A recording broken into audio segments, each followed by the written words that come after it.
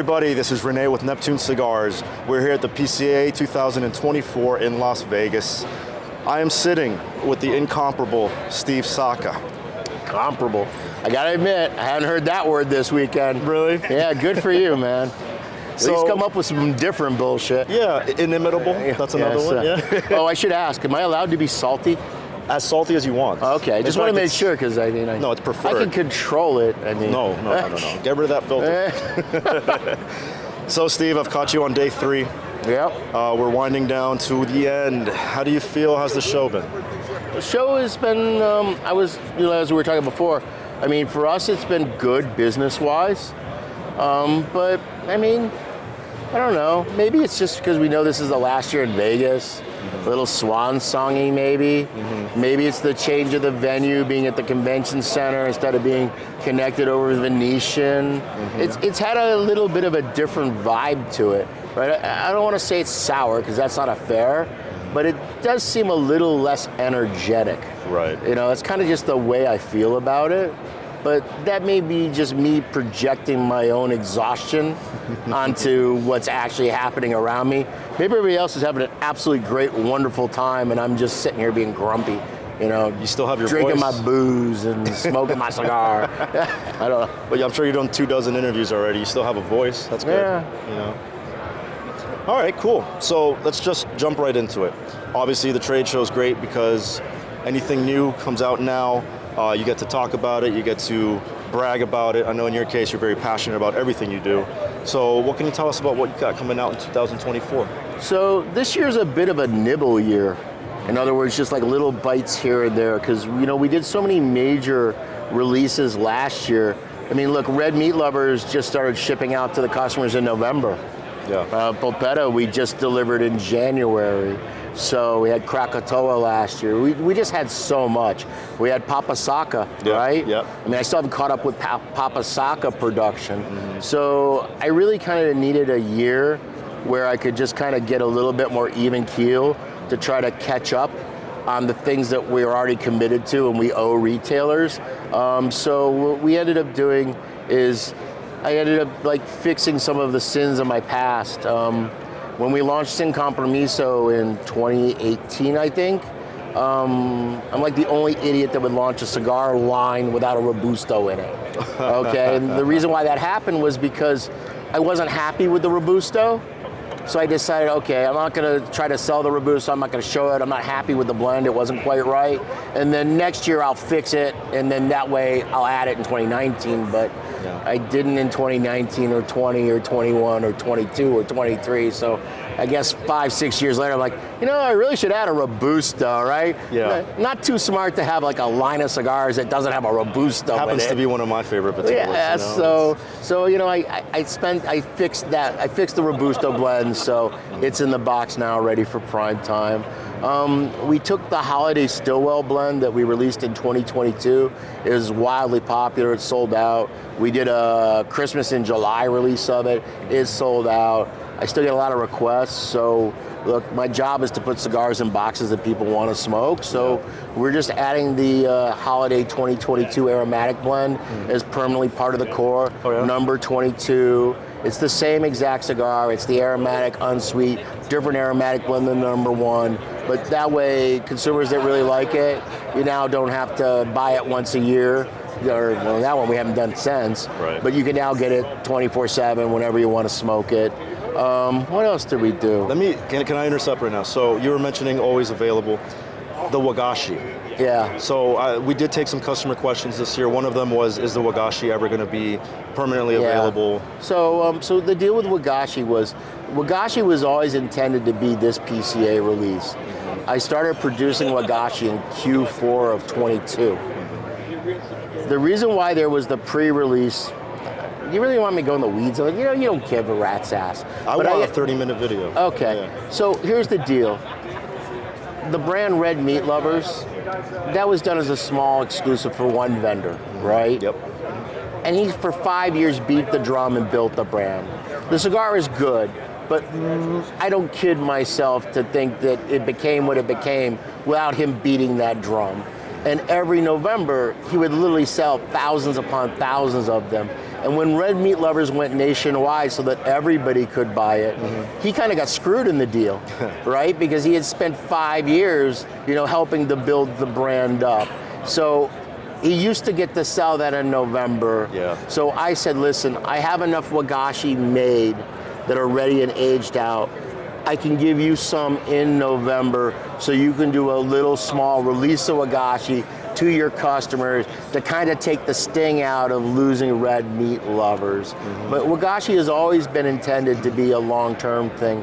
And one thing I do want to talk about with Wagashi that's really important for consumers to understand, I don't want anyone to buy Wagashi thinking it's just a bigger Sober Mesa Brulee Blue. It absolutely is not. The Brulee Blue is slightly stronger than the regular Brulee. And I know that if you're online and you follow you guys and Instagram and everything, you always see a lot of love for blue, a lot of love for blue. It's one of our best selling cigars. But the thing about blue is most of the people that smoke Brulee Blue are actually people that tend to smoke stronger cigars that occasionally want a mild cigar. It's one of the few mild cigars go, wow, this is a mild cigar I really like. But if you're like the hardcore Brulee Toro Robusto guy, less of them think the blue is the best one. They don't understand it, and I can get why, because it is different. So when I made Wagashi, the intent was to make something special for those customers that are regular Brulee, Robusto, Toro smokers, double Corona smokers. So it's actually a slightly smoother, slightly lighter, so a little bit more of the nuttiness comes through, a little bit more creamy. So it's actually on the other side of the regular Sober Mesa. Right. So the consumers for Wagashi, it's meant more for the people that genuinely like mild Connecticut shade cigars on the regular all the time, and they're looking for something extra special. Now, I'm making Wagashi, but I have the same limitation that I need to have so much age on it, right? So it'll be like, I don't have no idea how much the sales are. I mean, I won't even know until after the trade show. I imagine when we first release it, it'll be a little hard to come by. Yeah. But we'll be delivering Wagashi every single month on the steady, like clockwork. It's meant to be permanently there for the people that want Wagashi. Okay. Now, speaking of the Brulee Blue, what can you say about your unicorn? It's expensive. It is? Yeah. Yeah, unicorns. I mean... Why should somebody buy one? Well, let me say this. If you're going to buy a unicorn from the perspective of, is it 5 times better than a Sin Compromiso, or 6 times better than a Mi Querida, or 10 times better than an Umbagog? Don't do it. I mean, it's a really good cigar. It's something we put a lot of effort into.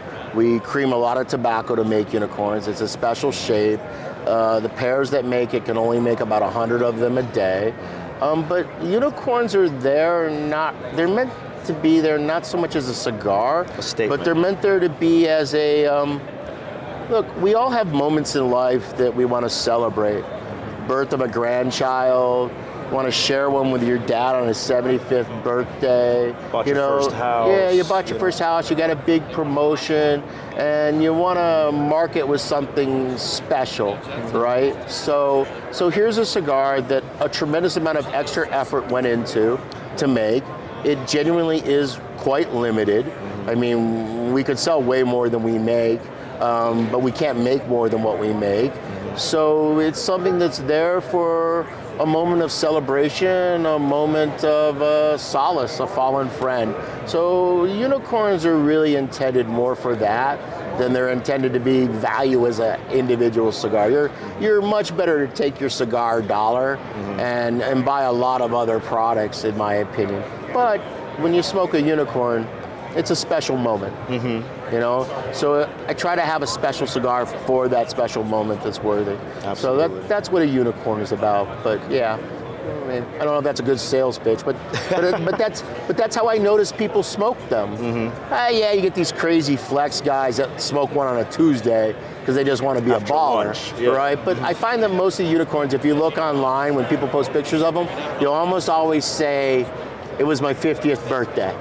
You know what I mean? The birth of my son. Birth of my son, first grandchild, you know, so that's the way most unicorns are consumed, and that's really what they're intended to be. I'm not going to get rich selling unicorns, you know, it can only make so many. It is what it is. It's like a bonus to your catalog. Yeah. So earlier you mentioned the StillWell, right? So what's your relationship with pipe tobacco? So when I started getting into smoking, I've always loved cigars more, but I couldn't afford to smoke cigars. Because cigar smoking, you know, I was enlisted in the Navy. I earned $800 a month as an enlisted squid back in the early 80s. So with pipe tobacco, you could spend a few dollars and you could get, you know, 20 bowlfuls of high quality pipe tobacco. And it's the same today. If you're willing to spend between $15 and $20, you can smoke 18 to 20 times a really good pipe tobacco. But the problem with pipes are you got to fiddle with them. You know, it's a much more intricate than smoking a cigar. So as my wallet got bigger, as I earned more money, I got more into where I got to smoke cigars, and pipes became a more occasional thing. So I used to take some of my favorite pipe tobaccos and I would just sprinkle them in to cigars that I like to enjoy, just because it was just an interesting, quirky thing to do. And you know, I feel like the brand, we have so many different versions of cigars that this is something that I've always done for myself. So let me put it out there. Let me let people try it, but it's a very, it's a love it or hate it kind of thing, right? Because they're very unique. They're not, they're unlike anything else on the market. And it also depends on which one. I mean, some of them are with traditional pipe tobaccos like the Bayou and the English, and others are like the aromatic #1, which is that quintessential, I smell chocolate, I smell vanilla, kind of that sweet experience. So StillWell is a line that's comprised of 4 different expressions. But there's no doubt that the aromatic is the most popular with most consumers, and that's the reason why we've added another aromatic choice to the line, different than the other ones. So now they have a little bit more option to try. Okay. Now, I get asked a lot at the stores, you know, a lot of people are curious about pipe tobacco just as a whole, and I show them your cigars, the StillWells, and they kind of ask me which one they should try first. And I always get stumped at that question. So do you agree that the aromatic is the first, or the best Here's first the choice? problem, they're also wildly different. You can love one and dislike another. You can like them all and hate them all. I don't even know where to put somebody. I mean, I think the best, and of course I'm trying to sell cigars, right? But honestly, I think the only way you can judge StillWell is to smoke all 4, because they're just so different. I mean, they're not like any other cigar in the market. I mean, you could kind of take the aromatics and go, are they kind of like infused cigars? But they're not that sweet. They're not that same kind of flavor profile. It's a much more subtle, subdued, tempered kind of experience. I mean, the English blend, it has, my voice is cracking. The English blend has latakia in it, which is a smoke cured tobacco, right? Yes. So, but it's not smoky like a Kentucky fire cured, right? Again, it's a much more subtle expression of that. So it's really hard to know. I mean, at the same time, if you're someone that smokes, let's take a really popular brand. I know I'm not supposed to talk about other people's cigar, but I'm gonna anyways. Like Deadwood, right? Okay. And you love Deadwood. Aromatic #1 probably won't be sweet enough for you. It probably won't be enough of that kind of sensation. You know what I mean? Because it is a much more balanced, nuanced kind of experience. So I really think it's one of those kind of cigars that you kind of got to try to really have any sort of sense of it. Where if you say, hey, I love smoking brand A, brand B, brand C, I can say to you, okay, well, we have this cigar, it'll work for you.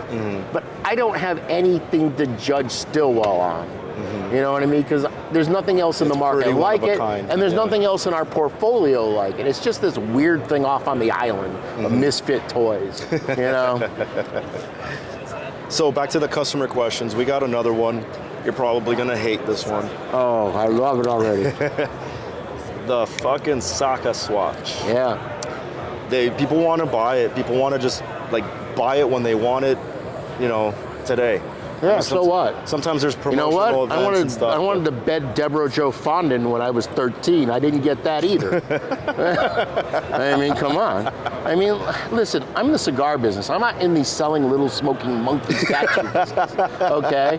So for me, you want a Saka Squatch, go to Neptune Cigars, buy $200 worth of our great cigars, and they'll happily send you a Saka Squatch, little smoking monkey. If you're not gonna buy cigars, I don't care that you have a little Saka Squatch. I don't care that you want it. Guess what? You can go on to eBay and buy one for $150. Go to eBay and spend $150 and don't get any cigars. Yeah. But yeah, look, this kind of stuff drives me crazy. Why everybody thinks they should get whatever they want? These kids needed to be beat a little harder when they were young for them to think that they should just get everything they want on demand. Dude, I want to drive a Ferrari. I don't fit in it, okay? I want to, but it'll never happen. You're absolutely right, yeah. I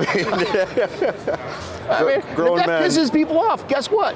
The people I'm pissing off are the cheap bastards that just want to get us little smoking statue. I don't care. Grown men huffing and puffing for it, Yeah. It is cool though. Look, it's a chachki. Look, we get so much crap, as promos, hats and this and bad cutters and crappy lighters. This is just as equally crappy, but it's different. Okay, it looks cool on a shelf. You know what I mean? It's not. You know what though, Steve? I think it's safe to say you like to be different. I mean, you had cotton candy, I think, last year, or was that 2 years ago? Now you have Slim Jims? Well, we got red meat lovers. Yeah. So we got Jack Link's beef sticks in the booth. We always like to have some little parting Yeah, gift. because I mean, we're the worst. Like, most when you come to the trade show, a big part of the trade show is like discounting. Sure. Right, to get big orders. And we don't do any discount, but if you want a free beef stick, you can have one of those. Yeah. Right? Oh, we grabbed the handful, don't worry. And what are you in love with currently as far as cigars? Like, what are you smoking the most? What do you think is your favorite at the moment? So it kind of depends on the brand. In Brulee, I smoke mostly the Toro and the Blue. In Mi Querida, I still smoke a lot of the Ancho Largos, the Toro size and the blue one, and then the little Gordita. In Tricky Traca, mostly 648s. In Mi Querida Black, I smoke both the large and the Papa Saka pretty much on the regular. I had the Saka Khan the other day. Yeah, it's a great cigar. Unbelievable. In Muestra, I think of all the Muestras, I probably smoke the Naka Tamale the most. That one's my favorite. I just love the Naka Tamale. I always size, have. the 48. Yeah, right? it's a 48. Yeah. But I mean, Krakatoa is too. But I mean, I smoke Krakatoa. I smoke everything. But if you're asking me what I tend to be right now gravitating towards, that's what I tend to be gravitating towards. StillWell. I don't smoke as many StillWell. Occasionally in English. Yeah. I mean, separate of quality control, I have to smoke everything. But you're just talking about, hey, I want to go on my back deck and I want to smoke a cigar. I tend to be more on the English side of that portfolio for me. Sin Compromiso, I smoke number 5s, I smoke Intrepidos, and I also smoke quite a few Paladins. Paladins, I think Paladins just wonderful. I love that cigar, But it's a longer commitment. It's a 7-inch, like it's 52 ring gauge box press, so that requires a bit more time commitment, The Sin Compromiso for me is it's special because that was my first cigar that I fell in love with. Yeah. And I'm not sure if it's just me. Maybe you can tell me your thoughts, but I feel like it doesn't get as much attention these days. Sin Compromiso has almost gotten forgotten. But that's with everything. I mean, there's always so many new brands and so many releases. I mean, I can only look at it as a company picture.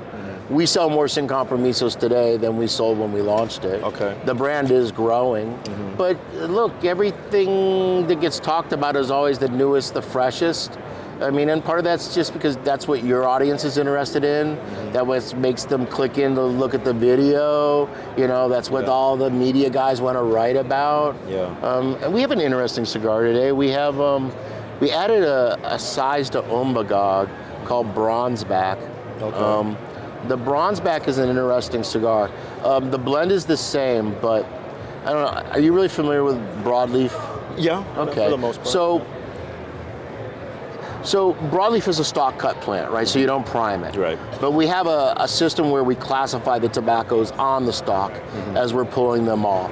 So everything from the midpoint of the plant, basically to the top, is classified as what we call mediums. Okay. And then what you have is sometimes the 3 or 4 leaves at the very top of the plant get classified as number 1 darks. okay? But you don't get number one darks. The top 3, 4 leaves are not always number one darks, because what you need is you need a growing season that's really hot and really dry, so that you get a much thicker, heavy textured tobacco at the corona point of the plant. Okay. So it's only every 2 to 3 seasons, if we're lucky, we'll get number one darks. But almost all the handmade premiums that are on the higher end of the spectrum are made with the mediums up. Okay. And then there's a classification of leaf that's from the down near the ground, under a third, which is called 1LSs. And that tobacco is almost always sold to the mass market and the chew guys. And then there's this section of the plant from right around the third to the half part of the plant that we classify as 2LSs. And don't ask me why 1LS, 2LS, mediums. These are just the names that I learned 40 odd years ago. That's just what we call them. The 2LSs are kind of interesting. The 2LSs are different. They don't ferment as dark as the Connecticut broadleaf that people are used to seeing. When you naturally ferment it, it kind of ends up a little bit uglier, paler Colorado Maduro with kind of like a red twinge. Now sometimes it'll ferment dark, but not always. It's not a guarantee. So what happens to most of the 2LSs is you sell some of it to the mass market guys, and then a lot of it actually ends up being put in a caldera. You know what a caldera is? So a caldera, for the people watching that aren't familiar with it, it's basically a process that we use to cook tobacco. We steam the tobacco. So they take the 2LSs, they put it in the caldera, and it turns it jet black. It turns it gorgeous. But the thing is, it sucks all the oil out of the cigar, so the wrapper, so it doesn't have the flavor. Okay? But those 2LSs that have been cooked, those are pretty much most of the broadleaf wrapper that you're seeing on almost the discount bundle stuff. Okay, that's why a lot of times the discount bundle Maduros will actually be prettier than the $15 Maduros, because that tobacco's been cooked, but you're sacrificing the flavor. The thing about the 2LSs, when they're left naturally fermented, they have their own unique taste to them. They're not as earthy, they don't have the same inherent sweetness, but they have this slightly rough, rustic flavor that's much more peppery. It's kind of its own different experience. And back in the 80s when I was smoking, and like the early 90s, there was a major brand in the marketplace that used to use these 2LSs on the cigar. Chris will probably remember, it was the Henry Clays. Remember the cigars that came in the bundle press, where all the cigars were squished? They were all different. And they're really inexpensive? That, I loved it too, right? It was ugly, but it was tasty, right? It's charming in its own right. Hey, and look, I don't know if I don't think they've done that for like 20 odd years, okay? I could be wrong, I don't want to step on their toes, okay? But it was one of the cigars that I always loved, and it had naturally fermented 2LS on it. So as we make so many more broadleaf cigars, I'm having to buy the crop. So I end up having the 1LSs, I sell that to the mass market guys. I have the 2LSs, I'm selling that off for it to be cooked or that to go to the mass market guys. But that all cuts into my cost equation, right? Because I pay the same amount for the leaf at the bottom of the plant as I pay for the leaf at the top of the plant, right? So I wanted to just do a little test of, would people like to smoke naturally fermented 2LSs? You know, it tastes different, it's a different expression, but I'm like, man, if they do, I would much rather do that than sell it to somebody else on the cheap so they can cook it and put it on a $4 cigar. So in OMOG, we added a SKU called Bronzeback. Oh, it's not what I'm smoking now, but Bronzeback, that has this 2LS naturally fermented on it. And just so the consumer can tell the difference in their humidor, we actually added like a bronze color to the band. So you know this is a normal OMOG with mediums and up, and then this is the OMOG with a 2LS. So I'll be really interested, and I decided to do it in just a 5x48, because I know it's probably more likely to appeal to more of the heavy, hardcore cigar smoker, probably more of that guy, at least initially. So I want them to taste it and let's get some feedback. I hope they like it, because I would love to make 2LS cigars if I could. You know what I mean? Because that's a much better use of the material instead of wasting it for, you know, the blunt wrap guys or whatever. So we mentioned again Sin Compromiso earlier. I remember back in the day when it was released, it was without cello. We've never done it without cello. I've never released a cigar without cello. I was getting to the point that now... I mean, when you come to the booth, you might see cigars without cello because it's a display box and we want to make it better for people to take photos. But so back when I started smoking and you asked that question to consumers, do you prefer cello or not cello? That's what, yeah. About 70% of the customers say they prefer not cello. You ask that very same question today, 95 to 97%, I absolutely want cello. Yeah. And the truth is, they're right. They should want cello. Cello better protects the cigars. It helps to even out the humidity shifts so they don't dry out quicker. They don't get too wet quicker. They protect it. You got people in the humidor that are finger mucking everything and touching shit. You know what I mean? So, because I mean, you know, so that way if it has cello, it's got a little bit of a condom on it, but you don't end up with somebody's whatever going on. Yeah. So, and then the other thing too is, look, every store at this point has gone to having to barcode for their POS systems. So to not have the cello there, they got to try to stick this little sticker on the little band and not tear the wrapper. So I know there's a certain romanticism in no cello, but honestly, it's better for the consumer, it's better for the retailer, and it's better for the manufacturer. It's better for everyone for it to be cello. And if you don't like cello, well, when you buy the cigars, take them home, take the cello out, and just put them back in the box or put them in your humidor without cello. I could have sworn that the first batches had no cello. No, we've always done cello. I think you would know. Yeah. So yeah, that answers that for those that wonder, because I get asked that all the time. Should I take it out, put it in the humidor with or without? I say if it comes in cello, leave it in cello. Yeah, leave it in cello. Yeah. So you want to get really into the weeds. It kind of depends on the cello. Okay. Okay. Elaborate. Well, because all cellos are not created equal.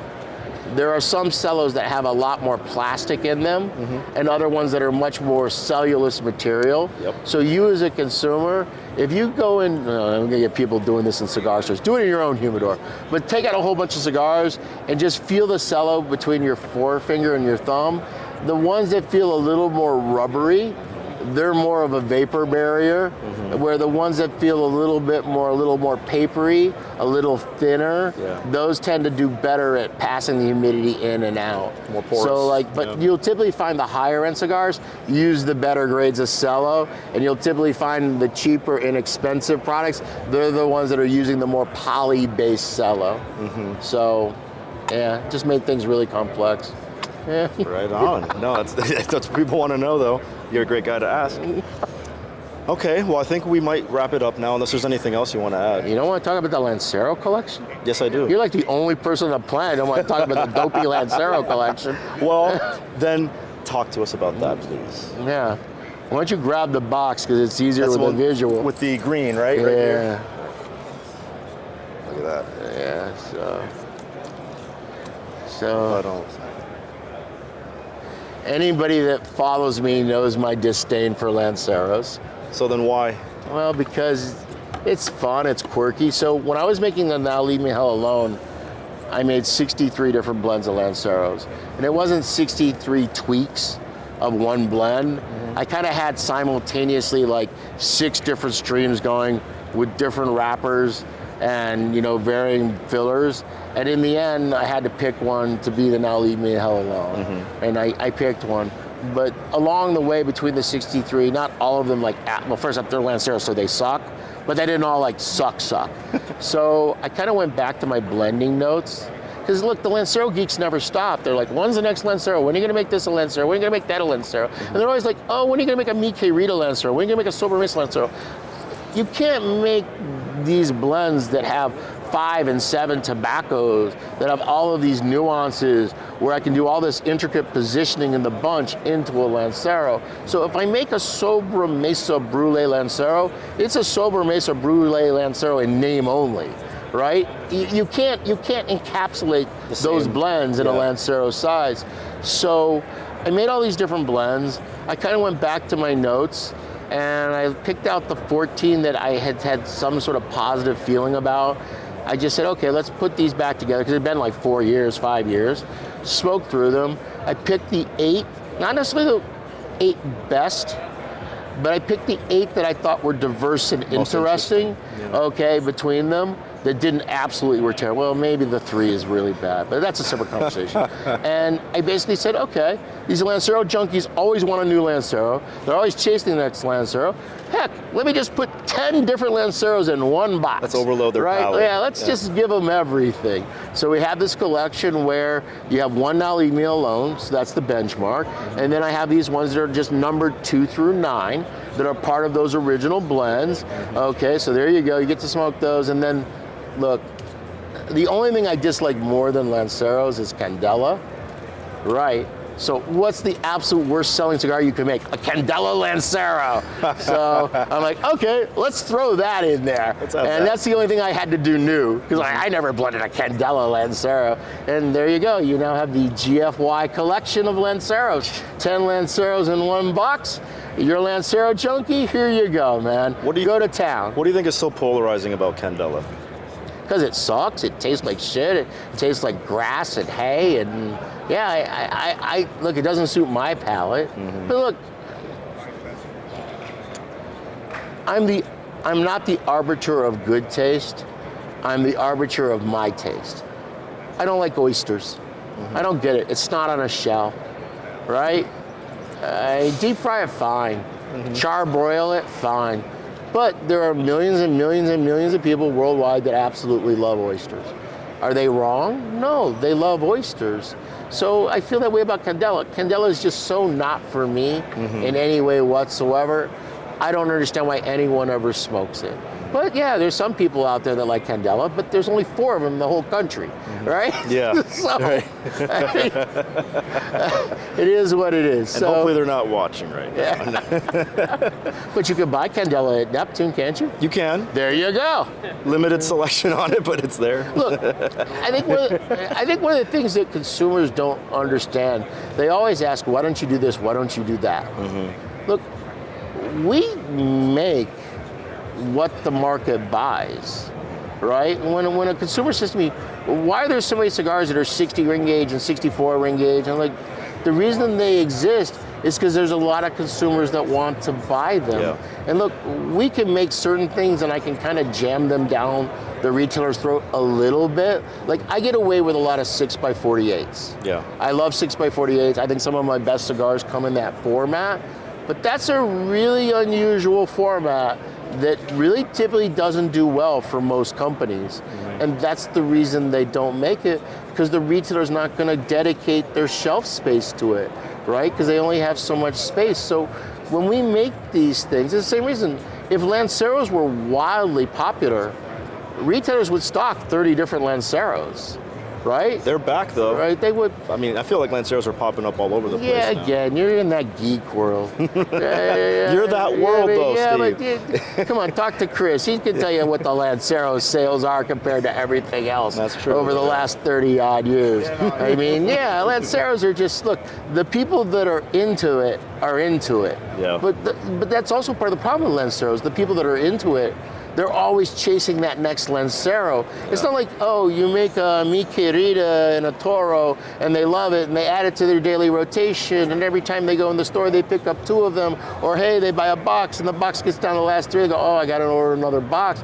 No, the Lancero guys, they buy the box one time, they smoke 1-2 cigars out of it, they put it in their Lancero shrine to spend the next 10 years talking about what an amazing cigar it was, to never buy another one. I mean, now, of course there's exceptions to that. I mean, there are people out there that Lancero is really their thing, and they have 3 or 4 favorite Lanceros, and they buy them on the regular, but they are such a tiny, tiny little sliver. Yeah. Most of the Lancero guys are always interested in the next Lancero. So here you go, 1 box, you get that experience 10 times in a row. Awesome. That'll shut them up. So on the opposite end of the spectrum, you got the Grand Buffalo size. Yeah. Do you ever think you're gonna go bigger, or is that the roof? Is that the ceiling? I'm old enough to know never say never. You know, I'll tell you something I think I'm probably gonna do. Yeah. So one of the weird things about the Mi Querida Ligas, I like the blend for the 56 ring gauge. I like the blend for the 64 ring gauge. I've never gotten the 60 ring gauge to be to my liking. And the 60 is way more popular because it's right in the middle. So there might be, not this year, but I could see in the future, maybe I make the 64 ring in a 6-inch cigar, okay? Because I'm really happy with the way the blend works in 64, but I'm not happy the way the blend works in the 60. Right. You know? And look, that's one of the beautiful parts of being a company like us. We don't have to make something to satisfy everybody. We don't need as many customers. So I can get away with these kinds of things, like not having a Robusto and Sin Compromiso for all of these years. Yeah, I mean, we make a large ring gated brulee, but I don't make it in Sobremesa, even though I know it would sell a lot of cigars. I just don't feel like the blend works well in it. Sure. Right? So I don't want to make it just because I want to sell cigars, don't get me wrong. But I also want to make sure that I'm happy with the experience that I think the consumer's going to get. And if there's a blend and it doesn't have that in there, a lot of times it's because I don't think it really works for the blend. It's not a hey, I hate the size thing, unlike Lancero's, but it's more just, I just don't think it works. You know, so. Yeah, you got to keep the integrity too, because you could release it and it would probably sell. Yeah. But if it's not to your liking, then what's the point? But I can see a future where maybe I get rid of the 6x56 and replace it with a 6x64. Okay. You know what I mean? To give it a little bit more separation. I'm just spitballing out loud now, so this is not some massive plan. I'm thinking about it here as I'm sitting here. So. Yeah. No, that's the problem. That's not good. I'm thinking out loud on camera. People are frothing at the mouth right now. Yeah. Okay, Steve. Well, I think now we've covered everything. I want to end on an open-ended question. Okay. So next year we're going to be changing venues to New Orleans. Yep. Actually, you know what? Before I ask the question, what do you think of New Orleans? Stinks, it's sweaty, it's hot, smelly. A hell of a lot of fun when you're young and drunk. Not as much fun when you get to be old and tired like me. I mean, that's kind of my impression. Food, amazing. Yeah. I mean, it's literally, it's not just one of the greatest food cities in America, it's one of the greatest food cities in the world. I mean, it really is. I mean, it's also one of the cities in America that has a real strong cultural identity. Yeah. You know, there are things that are very distinct to New Orleans that make it an interesting city to visit. Yeah. So, the right time of year, I'm a fan. Yeah. You know, the middle of summer, hell no. Yeah, you know, so, I mean, so we're going to be in New Orleans in April. It's starting to get hot, but it's not crazy at that point. So I think that part will be good. But look, New Orleans is a tough city. Not a lot of places to smoke. You don't have, like in Vegas, you have the casinos where all the restaurants and all the accessibility. New Orleans is much more disjointed. So I think that'll be interesting. I mean, what do you think? You're the retail buyers that go to the shows. I mean, how do you feel about going to New Orleans? I'm excited. I've never been. Yeah, so that's the reason why. Yeah. That's the way I felt. I've heard it smelly. That's the way I felt the first time I rode a horse. I was really excited until I had the experience. Yeah. So here comes the question. With the word change in mind, play God for a second. If you could change anything about the cigar industry, what would you change? Oh God, that's such a long list.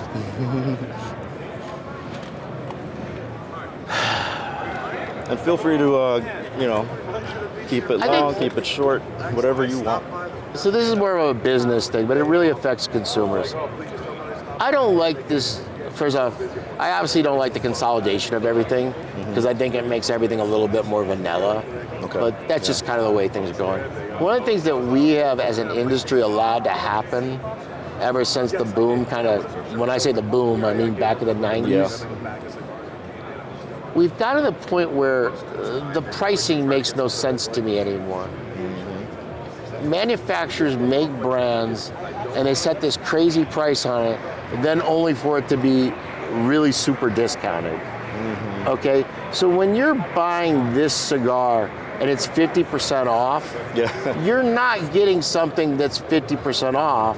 What you're getting is you're getting your money's worth. If that cigar is supposed to be $14 and you're able to get it every day for $7, that's not the way things work. Costs are costs, right? It's just priced at 14, so they can tell you it's $7 so that you can get it for half the money. Now you're getting your $7, $8 worth out of the cigar, so you're not being robbed, but I find that whole thing, this strategy of approach of our business, it just doesn't make any sense to me.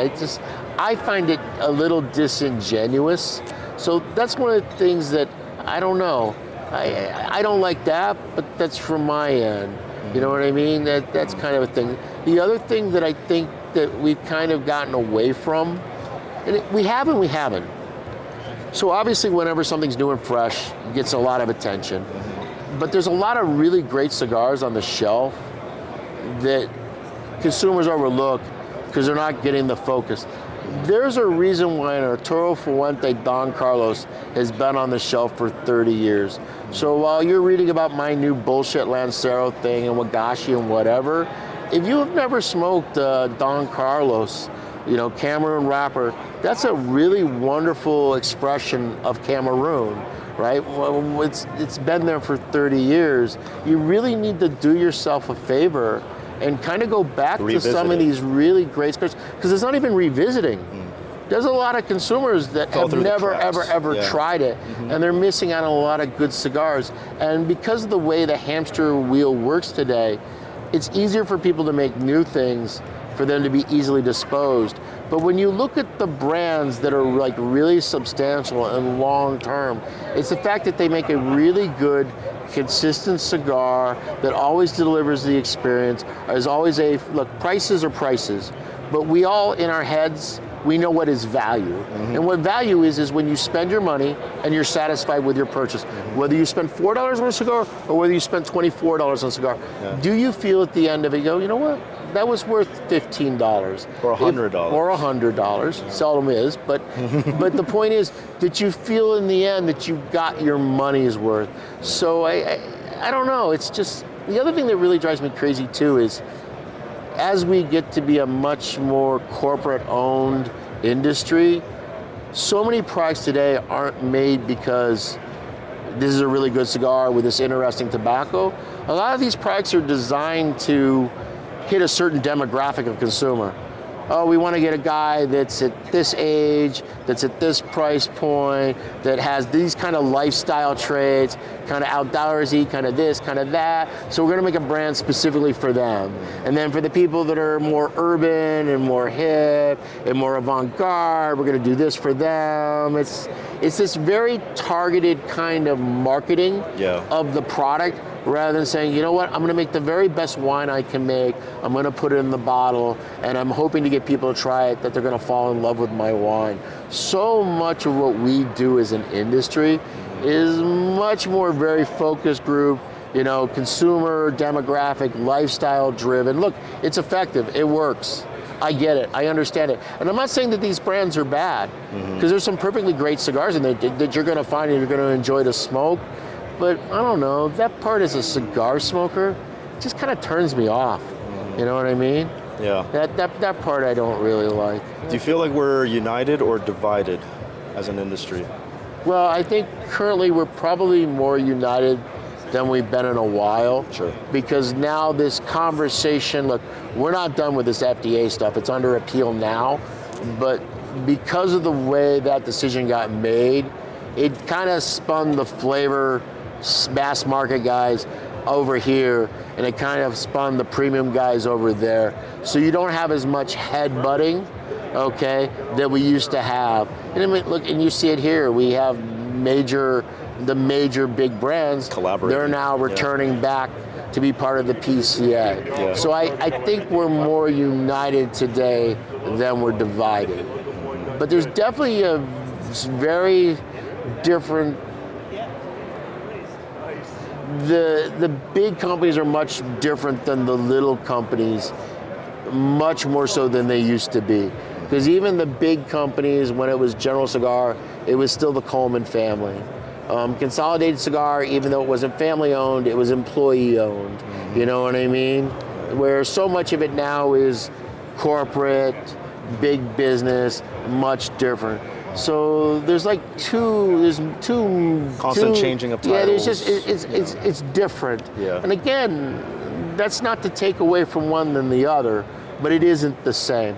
So in that way, we're not united. But I think on the issue of, the argument of the FDA, getting that resolved, I think has allowed us to come back together more, which ultimately is good for the business, and it's good for consumers, it's good for everybody. So I'm glad to see that be the case. I knew you would have a hell of an answer for that question. You know what, every time I do these, all I do is get in trouble, you know that. That's the point.